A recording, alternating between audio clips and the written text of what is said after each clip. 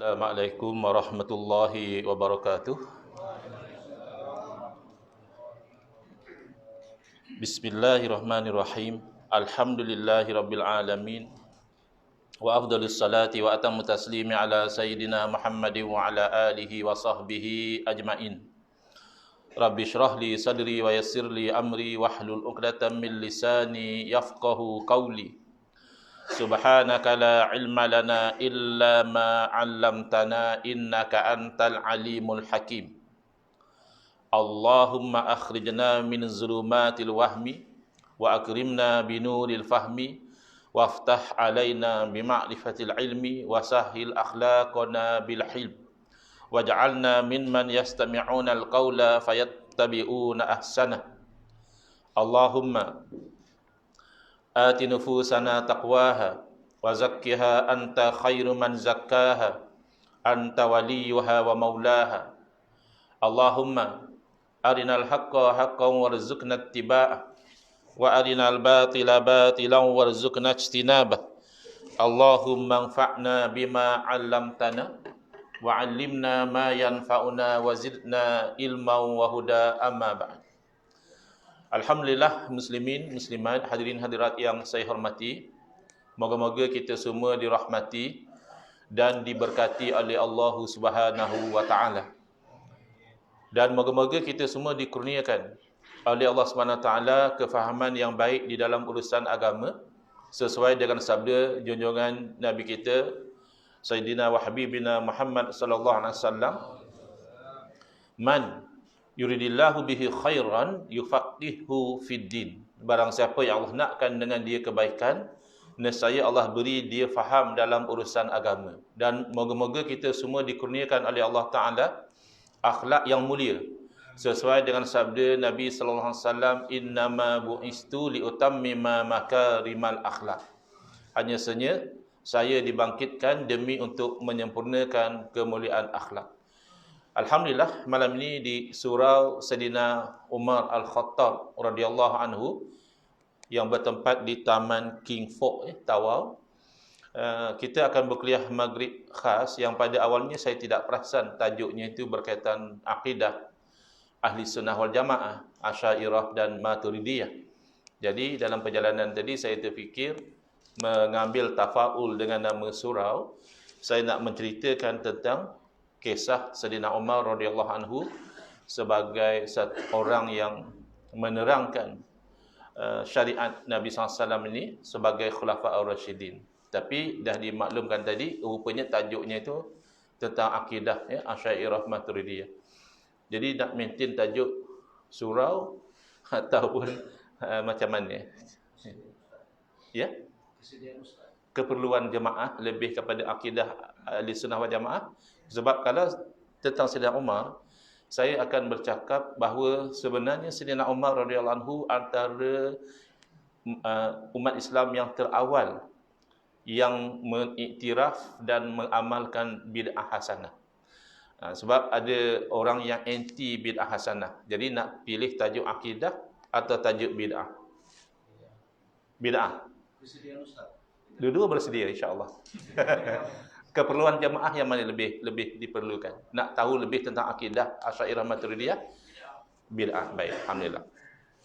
Macam tu jelas saya nak tahu tentang bid'ah. Jadi saya baca tentang hadis ataupun athar yang sahih yang diriwayatkan oleh Imam Bukhari, ya, rahimahullah taala, an Abdurrahman bin Abdul Qari, daripada Abdurrahman bin Abdul Qari rahimahullah taala. Beliau ni pembantu kepada Sayyidina Umar.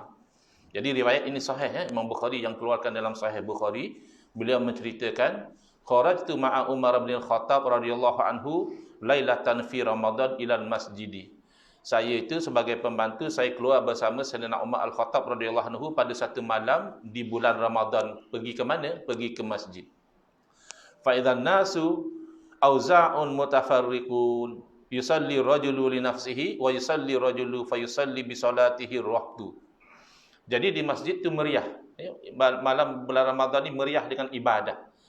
Tapi manusia itu berselera. Ada yang sembahyang tarawih seorang-seorang, ada yang sembahyang kemudian ada jemaah yang mengikut, ya, jadi berselerak sebegitu. Faqala Umar, lalu aku mendengar Umar berkata, inni ara law jama'tu haula'i ala qari'in wahidin. Sesungguhnya saya berpandangan, apakah kiranya kalau saya kumpulkan semua orang yang sembahyang tarawih ni biar jadi makmum di belakang seorang imam saja. Qari asal maknanya yang membaca, tapi maksud di sini yang menjadi imam. Biar seorang jadi imam, yang lain ikut imam yang seorang itu. Lakana amsala, itu yang lebih elok. Itu yang lebih baik. Summa azama. Kemudian Sayyidina Umar setelah terlintas begitu, beliau mengarahkan yang demikian. Faja'mahum ala Ubay bin Ka'ab. Beliau mengarahkan supaya sembahyang tarawih di belakang Sayyidina Ubay bin Ka'ab radhiyallahu anhu. Thumma kharajtu ma'ahu lailatan ukhra. Kemudian pada malam yang lain, masih di bulan Ramadan lah, saya keluar lagi dengan Sayyidina Umar, wan nasu yusalluna bi salati qari'ihim. Padahal pada masa itu kita perhatikan orang ramai mereka semua sembahyang mengikut satu orang imam saja. Nah, maknanya cadangan Sayyidina Umar telah diimplementasikan, telah dilaksanakan. Baik.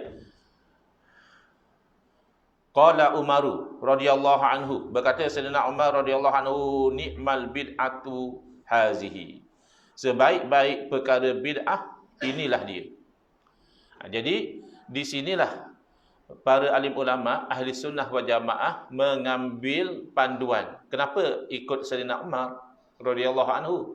Ada orang tanya macam itu. Kenapa tak ikut Nabi? Kita ni nak ikut Nabi ke nak ikut Sayyidina Umar? Ya? Jadi pertanyaan itu mungkin datang daripada orang yang masih keliru tentang kedudukan Sayyidina Umar radhiyallahu anhu.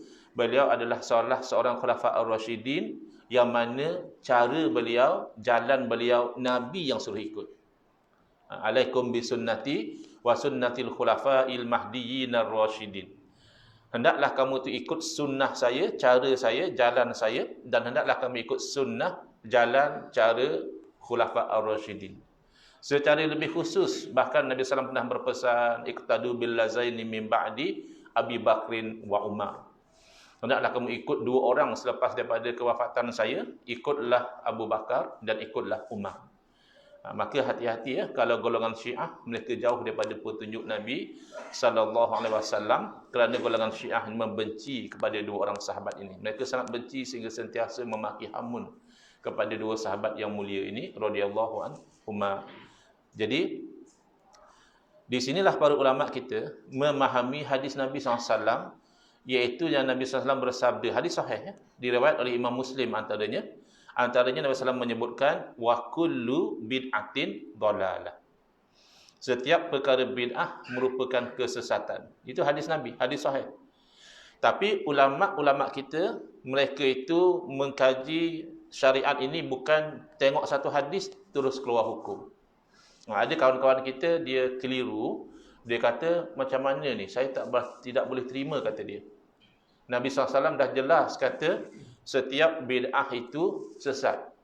Kenapa ulama pandai-pandai cakap ada bid'ah hasanah?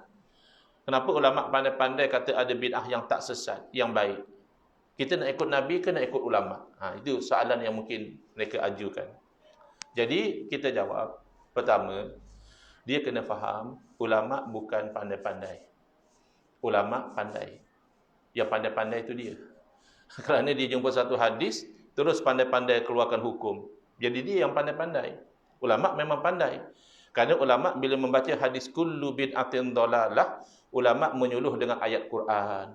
Ulama menimbang dengan hadis yang lain. Ulama melihat kepada asal perkataan dan perbuatan sahabat Nabi. Barulah para ulama merumuskan. Sebagaimana yang diterangkan oleh Imam Syafi'i rahimahullah ta'ala. Imam Syafi'i mudah saja. 3 poin yang ringkas tapi jelas. Kan kawan-kawan kita yang anti bid'ah hasanah ni, sebahagian mereka mengaku kononnya mereka itu salafi. Salafi nama yang bagus sebenarnya. Kerana salafi bermakna pengikut salaf. Yang tak bagus, mereka itu mendakwa salafi ikut salaf, tapi bila ulama salaf berfatwa berbeza dengan hawa nafsu mereka, mereka tidak ikut salaf. Kawan-kawan kami di sebelah Kedah, sebelah utara sana, Kedah, Penang ya, Mereka kata yang lagu tu ustaz, lagu tu maknanya yang macam itulah. Hak lagu tu yang macam tu itu bukan salafi. Habis tu salah pi. Salah jalan. Pi itu dalam bahasa Kedah makna pergi. Salah pergi. Jadi salah pergi ke sini, mereka pergi ke jalan lain. Tengok macam mana ulama salaf iaitu Imam Syafi'i rahimahullah taala memahami tentang bid'ah. 3 poin saja. Poin yang pertama kata Imam Syafi'i rahimahullah taala al-bid'atu bid'atani. Perkara bid'ah, 2 jenis bid'ah. Poin yang kedua, mahmudatun wa mazmumatun. Satu jenis bid'ah terpuji makna elok, dan satu jenis lagi terkeji. Terkeji makna tidak elok. Mana yang elok, mana tidak elok, itulah poin yang ketiga. Fama wafaqa sunnata fahuwa mahmudun wa ma khalafaha fahuwa mazmumun. Mana perkara bid'ah yang selari dengan sunnah itu terpuji, mana perkara bid'ah yang bercanggah dengan sunnah itu terkeji. Selesai. Tapi macam mana nak tahu ustaz? Benda bid'ah ni kan benda baru, tak ada zaman Nabi. Macam mana kita nak tahu benda itu terpuji atau terkeji? Jawabnya itu tugas para alim ulama.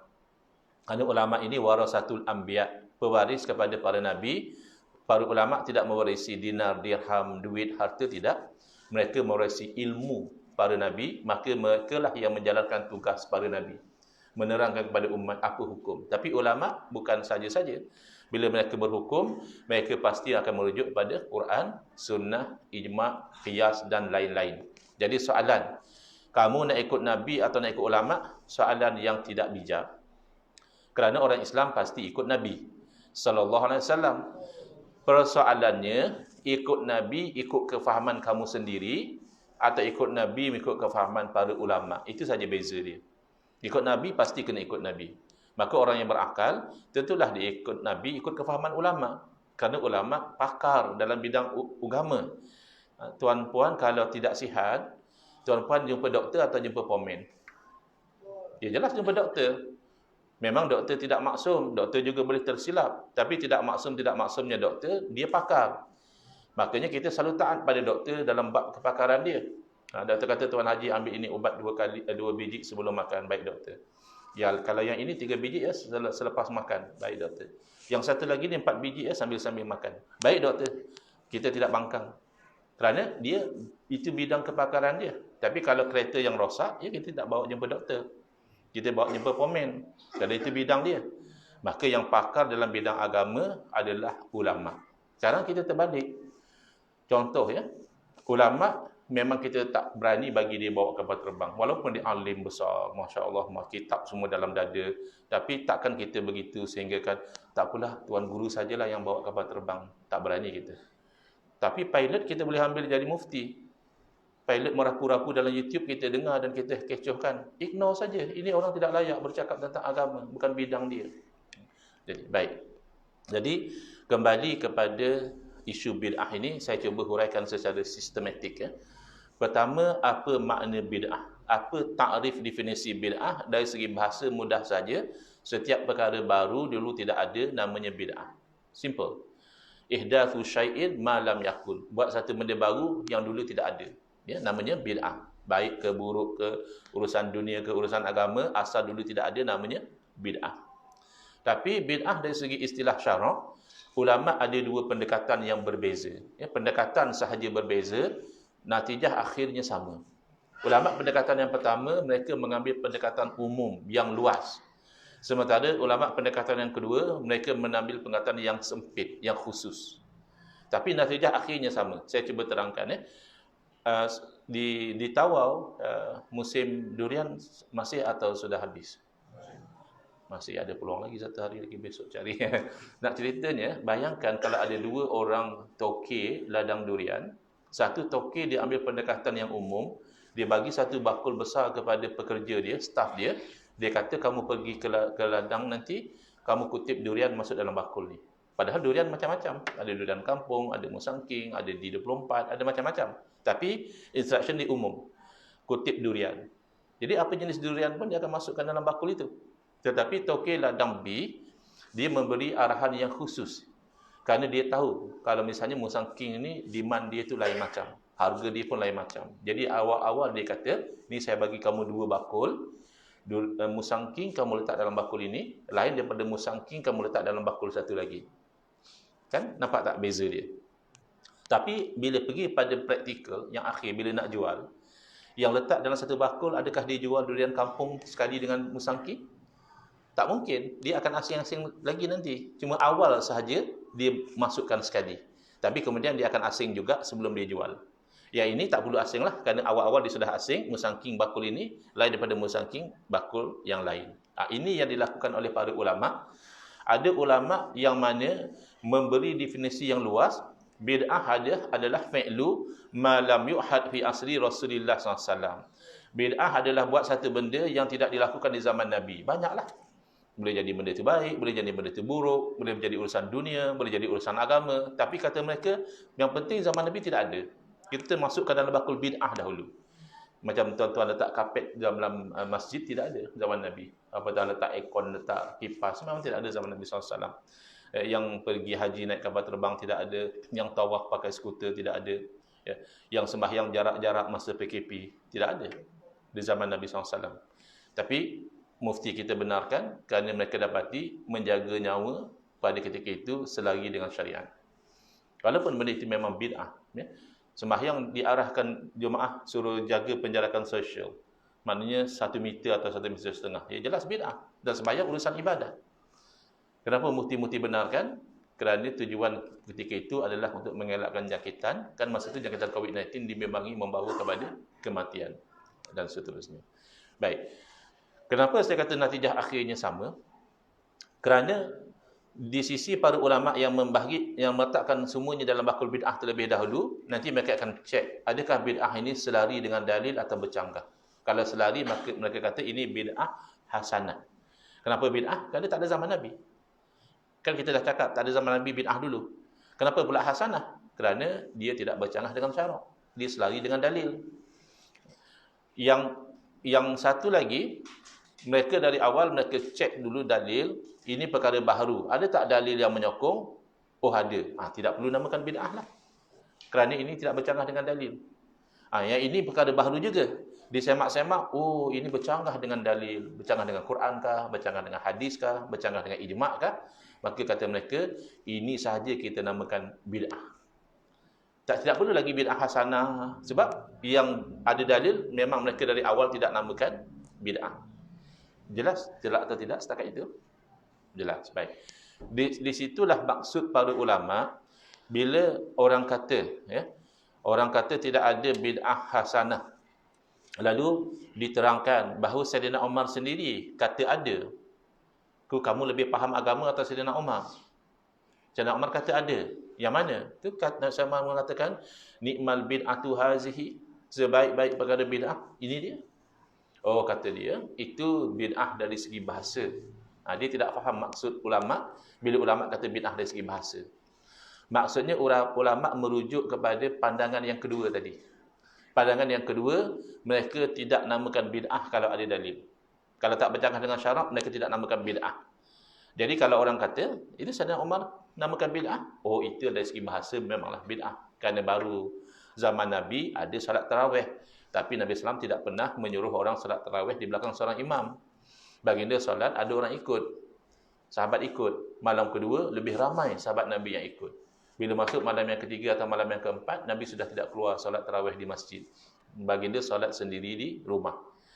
Jadi, pada waktu pagi, Nabi SAW bagi tahu, saya tidak keluar tu bukan sebab saya tidak tahu. Saya tahu kamu sedang tunggu saya. Tapi saya bimbang diwajibkan, nanti itu membebankan kamu. Jadi selepas itu masing-masing macam berlaku macam zaman Sayyidina Umar lah. Ada yang sembahyang seorang-seorang, ada yang sembahyang berjamaah di sini, ada yang berjamaah dengan orang ini. Sehinggalah Sayyidina Umar membuat susunan baru, semua pun sembahyang di belakang seorang imam. Yang bid'ah yang dimaksudkan itu adalah sembahyang di belakang seorang imam itu. Bukan tarawihnya. Tarawihnya sudah ada di zaman Nabi SAW. Baik. Poin yang kedua. Kalau begitu, kenapa Nabi SAW mengatakan kullu bid'atin dhalalah? Setiap perkara bid'ah sesat. Kalau kita terima bid'ah hasanah, berarti tidak selari. Sebenarnya selari. Kerana kalimah kullu dalam bahasa Arab, dia ada dua makna. Satu, kullu makna semua. Dan kerap kali juga kullu maknanya sebahagian. Sebab itulah Imam Nawawi ketika mensyarahkan hadis ini dalam Sahih Muslim, kata Imam Nawawi rahimahullah ta'ala, yang dimaksudkan dengan sabda baginda, setiap bid'ah itu adalah kesesatan, haza am makhsus. Ini lafaznya umum, tapi maksud dia khusus. Wal muradu ghalibul bid'ah. Yang Nabi SAW maksudkan bukan semua, tidak, tapi kebanyakan bid'ah. Soalan, bolehkah kita guna kullu maksudnya kebanyakan? Tidakkah sepatutnya kullu maksudnya semua?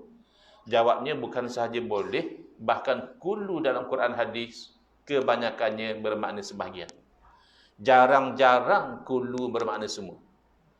Baik, kita ambil kefahaman dalam bahasa Melayu dahulu ya, sebelum kita pergi pada bahasa Al-Quran dan hadis. Dalam bahasa Melayu, kalau ada budak sekolah, katakan umur dia 7 tahun, budak darjah 1. Dia jumpa kita, dia bersemangat, dia cerita. Dia kata, "Pak Cik, uncle, saya kan pergi ke sekolah setiap hari," dia cakap. Lalu kita tanya, "Ni adik ni betul ke pergi sekolah setiap hari?" Budak darjah 1 tu jawab, "Betul. Saya memang pergi sekolah setiap hari." Lalu kita tanya dia, "Ni Pak Cik nak tanya, adik kalau hari Sabtu pergi sekolah atau tidak?"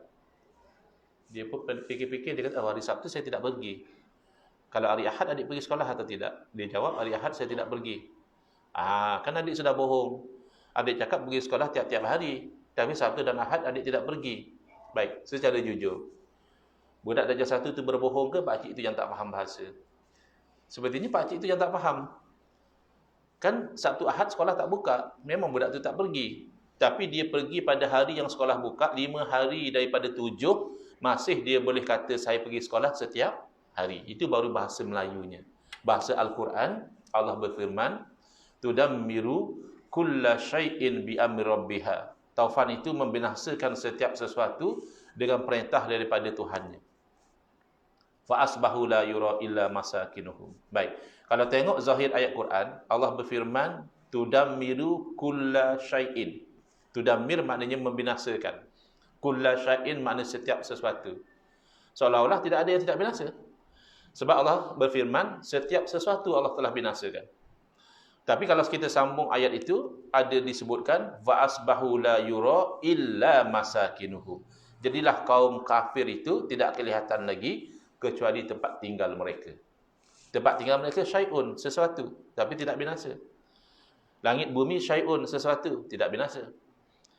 Gunung ganang syai'un, tidak binasa. Maka kulla syai'in dalam ayat bermakna kebanyakan. Banyak yang binasa, tapi tidak semua.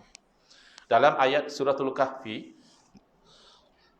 kisah perjalanan Nabi Musa AS menuntut ilmu daripada Nabi Khidir AS.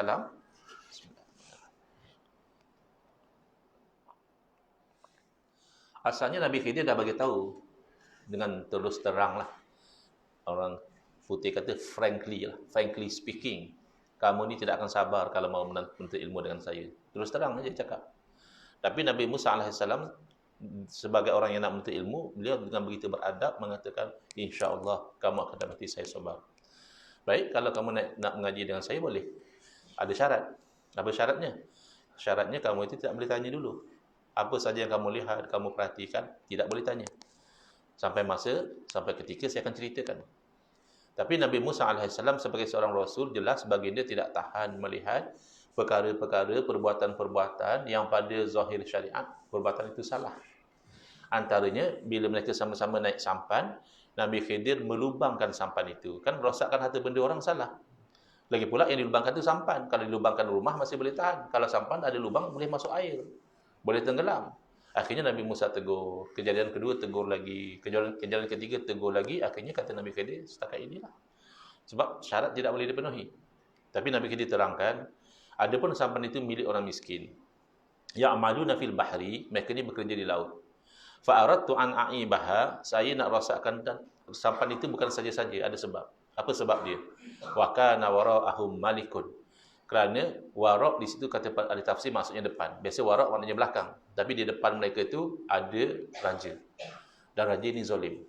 Antara kezaliman raja ini, ya'khudhu kulla safinatin wasma. Raja ini akan mengambil setiap sampan sebagai rampasan. Kalau ikut zahir ayat Quran, tidak ada sampan yang raja tidak rampas. Kenapa? Kerana Quran sebut kul, setiap sampan. Sepakat ahli tafsir mengatakan tidak.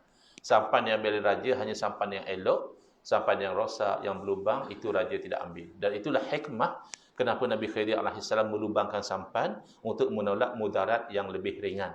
Choosing lesser of two evils. Daripada sampan langsung tidak ada, masih okey, sampan berlubang nanti boleh baiki lagi. Yang penting, kulla safinah tidak bermakna semua. Dalam hadis Nabi SAW bersabda, kullu bni Adam ya'kuluhu turabu illa ajbazana. Setiap anak Adam akan dimakan oleh tanah kecuali tulang sulbi. Kalau ikut zahir hadis, yang namanya anak Adam bila mati pasti jasadnya akan reput. Itu maksud dimakan oleh tanah. Karena Nabi SAW bersabda, kullu bni Adam. Setiap anak Adam. Baik, soalan. Para nabi, para rasul, anak Adam atau bukan? Orang mati syahid anak Adam atau bukan? Tidakkah Allah jaga jasad mereka tidak dimakan oleh tanah? Oh, kalau macam itu hadis tadi tidak betul lah Ustaz. Hadis kata setiap anak Adam dimakan oleh tanah. Jawabnya bukan hadis tidak betul, hadis confirm betul, tapi cara kamu faham hadis tidak betul. Kamu tidak boleh faham kullu bani Adam makna semua. Kamu kena faham kullu bani Adam maknanya kebanyakan. Kebanyakan anak Adam, sama ada orang gagah, orang lemah, orang cantik, orang tidak, orang ada pangkat, tidak ada pangkat, bila mati kebanyakannya akan reput. Tapi ada juga anak Adam yang Allah jaga jasad mereka tidak reput. Baik. Itu tentang kullu. Sebenarnya sepakat. Kawan-kawan kita yang anti bid'ah hasanah pun, cuba kita test dia. Kita uji dia. Dia kata tak boleh baca Yasin malam Jumaat. Dia tidak ada dalil, Nabi tidak buat. Sebenarnya ada dalil. Iaitu hadis yang mana Nabi SAW diriwayatkan bersabda, man qara'a surata Yasin lailatal Jum'ati ghufira lahu. Barang siapa yang membaca surah Yasin pada malam Jumaat, diampunkan dosanya. Tapi itu hadis dhaif Ustaz. Ya, hadis dhaif apa masalah kamu? Apa masalah kamu dengan hadis dhaif?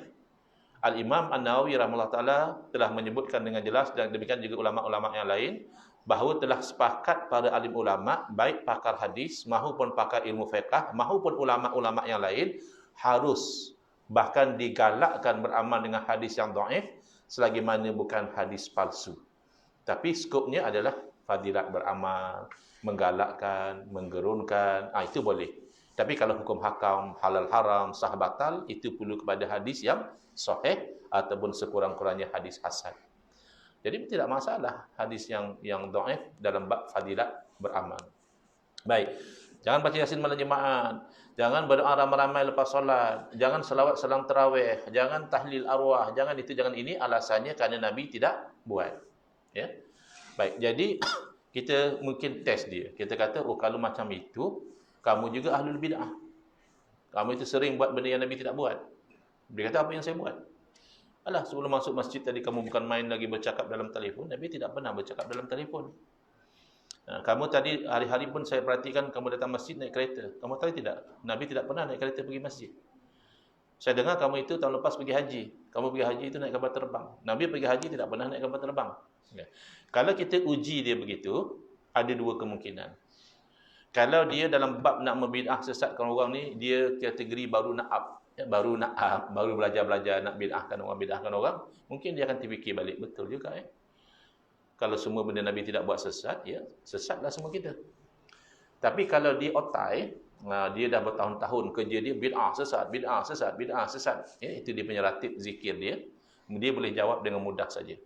Dia akan jawab, yang macam itu tidak apa-apa Ustaz. Sekarang Ustaz biasa dibodohkan oleh netizen. Ustaz jangan bodoh, kata dia. Iaitu yang Ustaz sebut itu kan urusan dunia. Handphone urusan dunia, naik kereta urusan dunia, naik kapal terbang urusan dunia. Bid'ah dalam urusan dunia tidak masalah. Yang masalah tu kalau bid'ah dalam urusan agama, tahlilnya, selawatnya, doanya, yang itu yang masalah. Kalau urusan dunia tidak apa-apa. Okey. Perasan atau tidak? Dia boleh bercakap begitu, dia juga sebenarnya setuju. Kullu bid'atin dalalah bukan makna semua. Di sisi dia, kullu maknanya bid'ah agama sahaja. Adapun bid'ah dunia tidak termasuk dalam kullu. Maknanya sudah sepakat. Kullu bid'atin tidak makna semua itu telah sepakat. Cuma kefahaman mereka berbeza dengan salaf. Salaf seperti Imam Syafi'i rahimahullah taala mengatakan yang bid'ahnya tidak sesat itu pastikan selari dengan sunnah. Yakni selari dengan ajaran Nabi.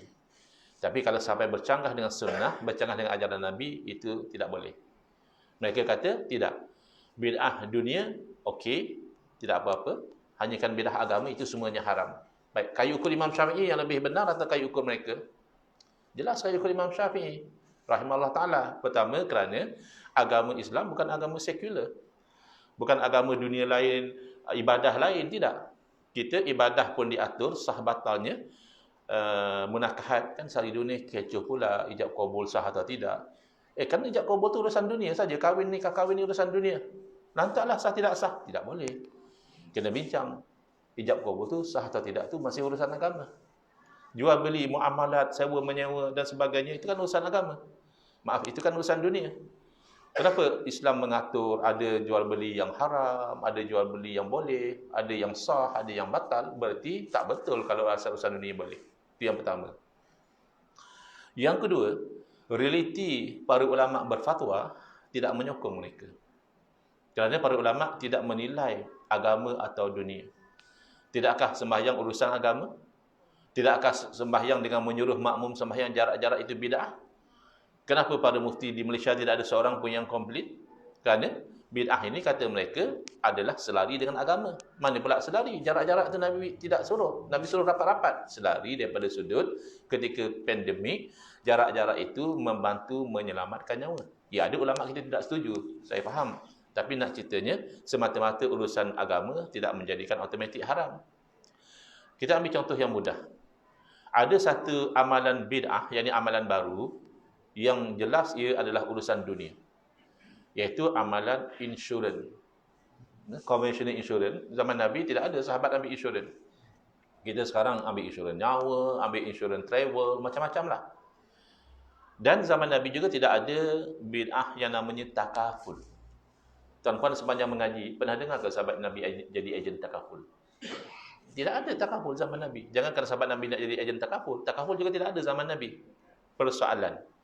Dalam keadaan kedua-duanya adalah bid'ah dunia. Kerana insurans atau takaful, ceritanya adalah coverage, protection. Kalau kita hidup ni ada risiko. Kita nak eliminate risiko tidak boleh. Yang kita boleh adalah manage the risk. Kita uruskan risiko tu. Salah satu cara mengurus risiko adalah mengambil protection. Iaitu insurans ataupun takaful. Soalan.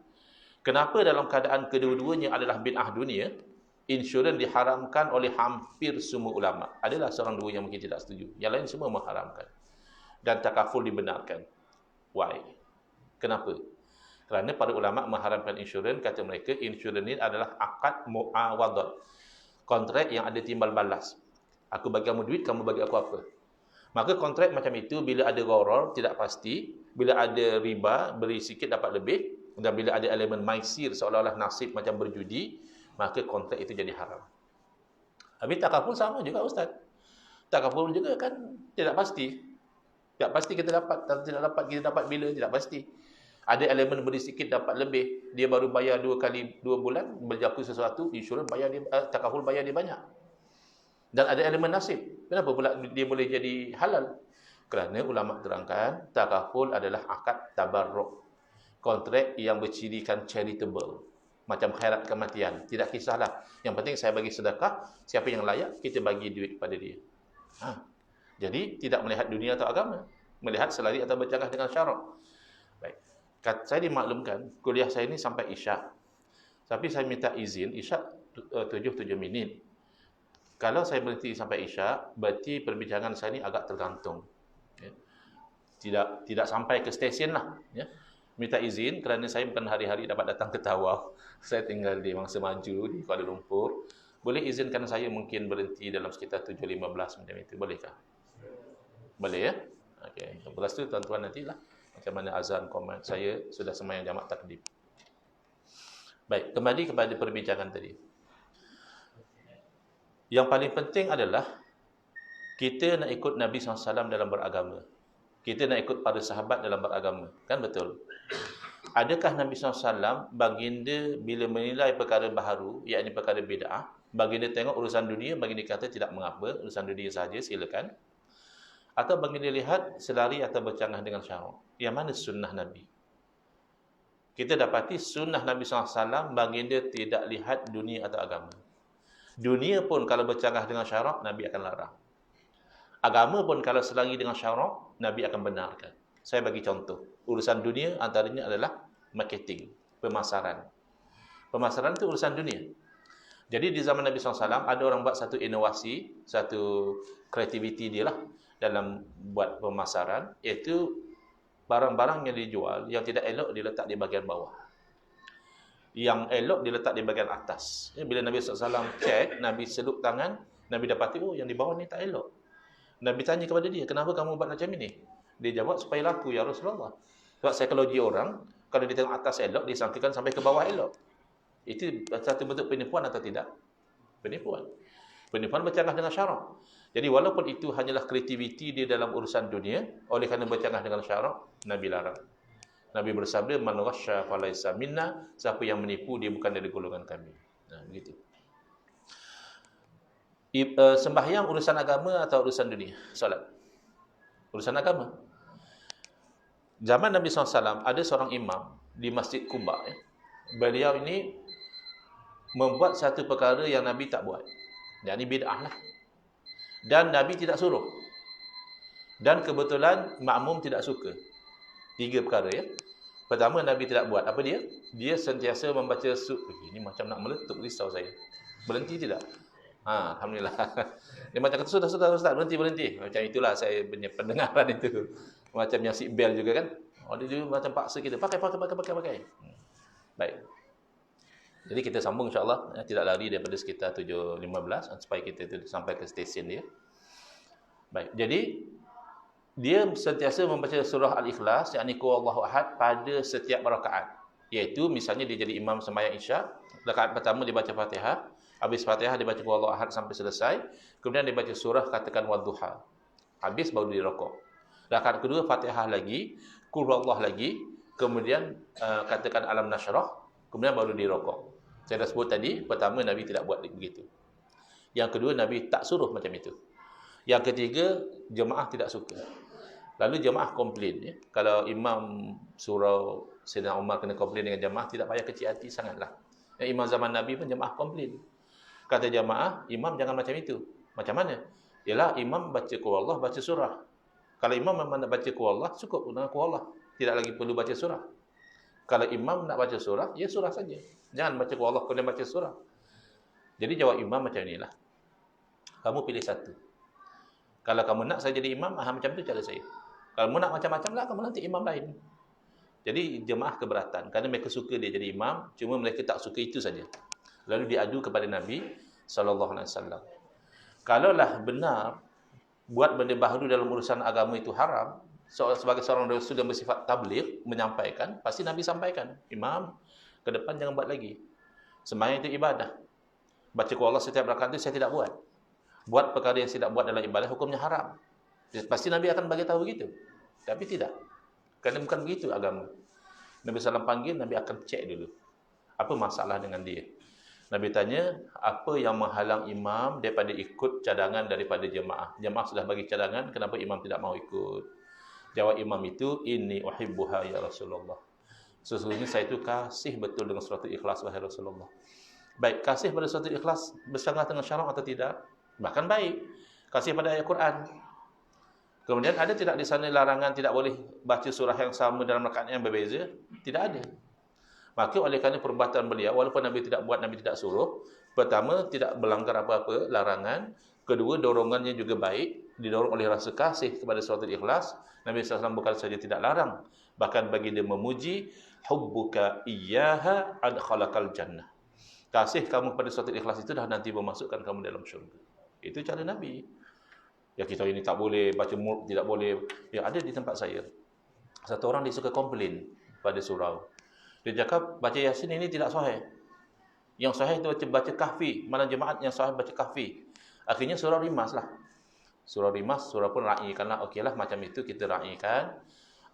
Malam Jumaat ini kita baca Yasin. Nanti malam Jumaat depan kita baca Al-Kahfi pula. Dua-dua pun dia tidak datang. dia hanya rajin komplain, dia tidak rajin beramal.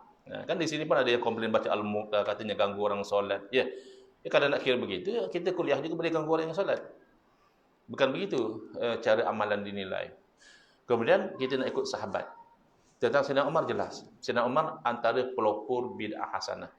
Mungkin mereka akan menggerupuk, ini jahat ustaz ini. Dia cakap Sayyidina Umar pelopor bid'ah. Bukan bid'ah yang sayyi'ah, bid'ah yang hasanah. Antaranya mengumpulkan Al-Quran zaman Sayyidina Abu Bakar radhiyallahu anhu jadi khalifah, itu cadangan Sayyidina Umar. Kerana Sayyidina Umar mematikan orang yang hafal Quran ramai mati syahid. Kalau tidak dikumpul Al-Quran, nanti umat Islam tidak tahu Quran yang autentik itu bagaimana. Sebab yang menghafal sudah mati. Dicadangkan pada Sayyidina Abu Bakar, Sayyidina Abu Bakar menganggap itu bid'ah. Sayyidina Abu Bakar mengatakan, macam mana aku nak buat benda Nabi tidak pernah buat. Berarti benda bid'ah. Lalu Sayyidina Umar memujuk, huwa wallahi khair. Perbuatan ini demi Allah benda baik. Jadi Sayyidina Umar tidak kata, buatlah Abu Bakar, ini urusan dunia saja. Tidak. Sayyidina Umar dalam rangka meyakinkan Sayyidina Abu Bakar, sentiasa mengulang-ulang, buatlah wahai Abu Bakar, sesungguhnya ini perbuatan yang baik, ini perbuatan yang baik, sehingga Sayyidina Abu Bakar yakin, dua orang khalifah buat bid'ah hasanah. Kamu siapa? Oh, itu kalau Sayyidina Umar dan Abu Bakar sudah buat, itu sudah jadi sunnah Ustaz. Itu bukan lagi bid'ah. Betul. Ini namanya sunnah Khulafaur Rasyidin. Berarti sunnah Khulafaur Rasyidin buat benda yang Nabi tidak buat, asalkan baik. Itu yang kita pegang. Kamu tidak faham. Kamu ingat, oh kalau kerana itu sunnah, hanya kumpul Quran saja sunnah. Hanya salat tarawih belakang imam, satu imam saja sunnah. Tidak. Itu konsep yang dipegang oleh dua orang sahabat. Nak buat benda baru yang Nabi tidak buat, pastikan baik dahulu. Baru buat. Kalau tidak baik, jangan buat. Dan contoh yang paling jelas, yang dibuat oleh Sayyidina Utsman bin Affan radhiyallahu anhu, beliau membuat bid'ah dalam urusan azan. Azan ini kan urusan agama, bukan urusan dunia. Dulu zaman Nabi SAW, zaman Sayyidina Abu Bakar, Sayyidina Umar radhiyallahu anhuma, azan jemaat hanya satu kali saja. Sini ada buat jemaat tidak? Perasan tidak? Kan bila khatib naik atas mimbar, khatib akan bagi salam, Assalamualaikum warahmatullahi, khatib akan duduk sejenak dilaungkan azan. 3 zaman itulah azannya. Sebelum itu tidak ada azan. Azan yang sebelum khatib naik atas mimbar itu bid'ah, perkara baru yang dibuat oleh Sayyidina Utsman bin Affan radhiyallahu anhu, kerana beliau menilai bid'ah itu baik. Jangan boleh jadi baik, Nabi tidak buat. Kerana zaman beliau, kalau azan lewat, masa naik atas mimbar baru azan, ramai tidak sempat salat jemaat. Kerana mereka sudah ramai, sudah duduk jauh dari masjid, kemungkinan tidak salat jemaat itu tinggi. Jadi untuk mengelakkan mereka tidak salat jemaat, azan awal dulu. Bid'ah ia memang bid'ah. Tapi bid'ah yang tidak bercanggah dengan syarak. Ada orang masih tidak faham. Kata dia, alah Ustaz, itu hanya ijtihad Sayyidina Utsman saja Ustaz. Yalah, ijtihad Sayyidina Utsman itu lebih berharga daripada pandangan kamu. Ini Utsman sahabat Nabi, bukan Utsman orang Tawau ya. Ini Utsman sahabat Nabi. Ijtihad beliau sudah bernilai tinggi. Beliau salah seorang yang dijamin masuk syurga. Yang Nabi kata malaikat juga maju kepada beliau. Dan lebih hebat dari itu, bila Sayyidina Utsman membuat bid'ah yang hasanah ini, tidak ada satu orang sahabat Nabi pun juga komplain. Tidak ada lagi kumpulan yang wujud zaman kita ni. Saya nak sebut nanti mereka kata, Allah Ustaz ni asyik ratib benda itu saja, tak saya sebutlah. Mungkin tidak ada lagi golongan macam itu. Tidak ada seorang sahabat berkata, ini jangan buat, ini Nabi tidak buat, tidak ada. Semua diam, semua setuju. Berarti telah ijma' sahabat Nabi boleh buat perkara baru dalam urusan agama sekalipun dengan syarat tidak melanggar syarat. Begitu. Jadi sudah tinggal 1 minit. Saya 7.15, sebenarnya saya belum sempat cerita dalil. Dalil bid'ah hasanah tu banyak. Sekurang-kurangnya 1 ayat Quran, 3 hadis Nabi dan 1 asar sahabat. Asar sahabat saya dah sebut tadi, yang Sayyidina Umar tu. Yang lain tu saya meraihkan masa tambahan pun tinggal 1 minit. Saya berhentikan dahulu. Tapi tuan-puan yang nak tahu dalil bid'ah hasanah boleh follow di Facebook saya. Mungkin boleh type, search dalil bid'ah hasanah. InsyaAllah ada saya terangkan. Wallahu a'lam. Saya ucapkan terima kasih atas perhatian. Saya mohon maaf atas salah dan kesilapan. Hadza wabillahi taufiqu wal hidayah. Wassalamualaikum warahmatullahi wabarakatuh. Saya serahkan semula majlis kepada tuan pengerusi. Tafadhal. Ya saya okey saja. Kalau jemaah tanya saya okey saja. Jawab belum tentu ya, kalau tahu baru saya jawab. Tapi okey ke pengerusi, boleh ke? Silakan. Boleh silakan.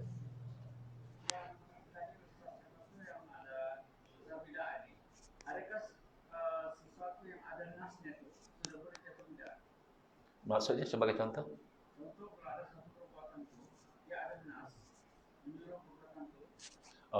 Maknanya satu perbuatan yang kita buat, contoh ya, saya bagi contoh, berzikir secara nyaring lepas solat. Kan?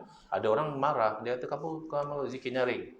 Padahal ada nas, iaitu hadis riwayat Sayyidina Abdullah bin Abbas radhiyallahu anhuma, Al-jahru bi zikri kana fi ahdi Rasulullah SAW. Menyaringkan zikir ada berlaku di zaman Nabi. Itu kan nas. Maknanya amalan menyaringkan zikir itu memang tidak bid'ah lah. Kalau sudah ada nas, ia bukan lagi bid'ah. Selesai. Tapi kalau ia tidak ada nas, berarti ia bid'ah. Bid'ah bukan hukum. Hukum syarak yang taklifi ada 5. Iaitu wajib, buat dapat pahala, tak buat berdosa. Sunat, buat dapat pahala, tak buat tidak berdosa. Harus, terpulang nak buat atau tidak mahu buat. Makruh, kalau tidak buat dapat pahala, buat tidak berdosa. Haram, kalau tidak buat dapat pahala, kalau buat berdosa. Ini 5 hukum syarak. Maka para ulama semisal Imam Nawawi, Imam Izzuddin bin Abdul Salam menerangkan bahawa bid'ah kalau ditimbang dengan neraca hukum akan jadi salah satu dari 5. Ada bid'ah yang wajib, ada bid'ah yang sunat, ada bid'ah yang harus, ada bid'ah yang makruh, dan ada bid'ah yang haram. Kalau ada nas, bukan bid'ah. Wallahu a'lam.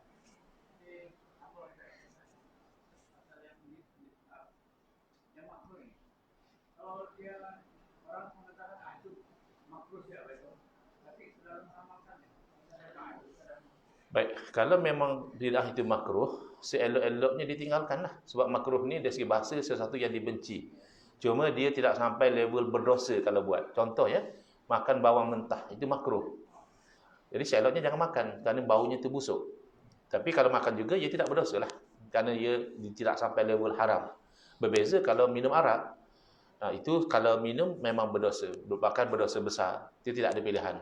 Yang makruh ni seeloknya ditinggalkan. Tetapi kadang-kadang ijtihad ulama' tu berubah mengikut masa dan keadaan. Contoh ya, ulama' dahulu memfatwakan membuat ukiran-ukiran di masjid adalah bid'ah yang makruh. Kenapa pula ukiran yang makruh? Padahal kapet juga tidak ada zaman Nabi. Aircon juga tidak ada zaman Nabi. Kenapa ukiran yang jadi sasaran? Kerana kapet dan aircon masih berkaitan dengan tujuan masjid. Itu untuk beribadah.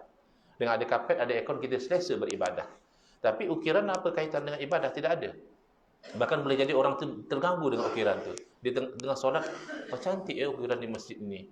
Siapa ya kontraktornya? Nanti kalau ada aku mau cari buat di rumah aku. Akhirnya sampai salam dia tidak khusyuk.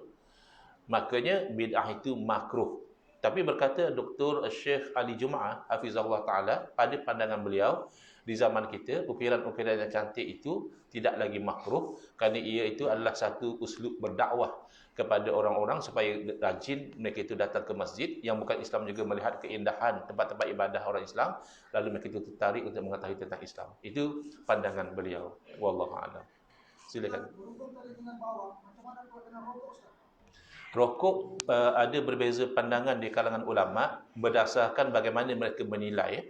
Al-hukmu ala syai' far'un an tasawwurihi. Berhukum tentang sesuatu cabang daripada menilai sesuatu.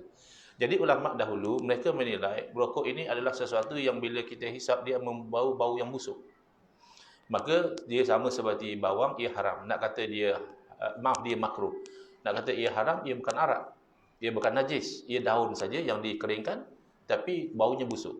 Maka itu asas fatwa yang mengatakan makruh. Tetapi ada ulama yang memfatwakan bahawa menghisap rokok hukumnya haram. Dia tidak lihat yang segi bau itu. Dia lihat kajian-kajian yang menunjukkan bahawa menghisap rokok itu memudaratkan. Maka agama kita melarang kita itu memudaratkan diri sendiri. La darar wa la dirar. Mudarat pada orang lain tidak boleh, mudarat diri sendiri juga tidak boleh. Tapi masih tidak selesai. Kenapa? Kerana ada yang mengatakan mudaratnya rokok itu bukan satu mudarat yang pasti macam kita minum racun. Kalau minum racun tidak ada khilaf, memang haram. Kerana mudaratnya itu dari segi asbab pasti. Dari segi hakikat ya itu kuasa Allah. Dari segi asbab pasti. Ada pun rokok, ada orang isap rokok sampai tua tidak kena apa-apa penyakit. Ada orang tidak isap rokok, rajin bersukan, kena kanser paru-paru. Kalau begitu kata mereka, gula juga haram. Gula putih ikut kajian itu memudaratkan. Tetapi mudaratnya tidak pasti. Ada orang yang suka makan gula, sihat saja. Ada orang yang jaga-jaga pun masih kena gout lah, kena apalah, macam-macam. Jadi itu perkara khilaf. Kalau orang yang nak menjaga cermat, maka dia tinggalkan. Kerana ia berkisar antara makruh, dapat pahala kalau kita tinggal, atau haram, berdosa kalau kita buat. Itu kalau orang yang nak cermat. Tapi tidak sampailah perlu kita memukul dia atau apa. Kerana benda khilaf ni kata ulama, la yunkaru al-mukhtalafu fihi. Benda yang masih ada khilaf tidak perlu kita ingkar begitu. Tapi kalau minum arak misalnya, itu tidak ada khilaf, wajib kita kena ingkar. Wallahu a'lam. Boleh ya. Jadi oleh kerana sudah tamat masa dan soalan juga sudah diajukan, saya ucap terima kasihlah kepada Tuan Pengerusi yang mengizinkan sedikit tambahan masa. Saya mohon maaf atas kesilapan. Izinkan saya baca doa ringkas. Bismillahirrahmanirrahim. Alhamdulillah bil alamin wassalatu wassalamu ala sayidina Muhammadin wa ala alihi wasahbihi ajmain. Allahumma syrah sudurana wa ahsin akhlaqana wa azim ujurana wa nawwir qulubana bi nuri hidayatika kama nata'rudu bi nuri syamsika abadan abada. Allahumma anqulna min dhulil ma'siyati ila izzi ta'ati ya arhamar rahimin. Wa sallallahu ala sayidina Muhammadin wa ala alihi wa sahbihi wasallam. Walhamdulillahirabbil alamin. Amin ya rabbal alamin.